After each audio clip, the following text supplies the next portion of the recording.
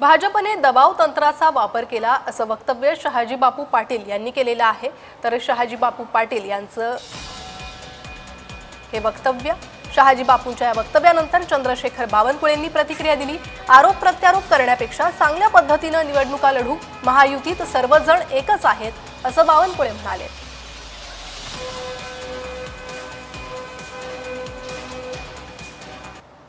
इतर ठिकाणी त्यांनी सगळीकडे दबावाचं तंत्र वापरल्यामुळं चांगल्या पद्धतीने भारतीय जनता पार्टी शिवसेनेची ही युती होऊ शकत होती, राष्ट्रवादी सहित अजितदादा गटासहित युती होऊ शकत होती।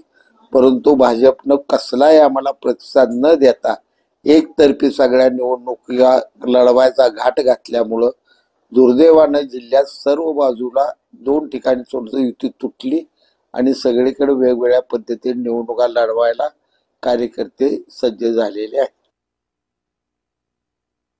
हा आरोप केव्हा चालतो, जेव्हा निवडणूक संपली, मतदानाचा निकाल आला तेव्हा तसे आरोप काही लोक दखल घेतात। पण आपण 1 वर्षांनी जेव्हा असं बोलतो, मला वाटतं शहाजी बापू अत्यंत कृतिशील आणि चांगले वक्ते आहेत, त्यांचं काम चांगलं राहिलं आहे।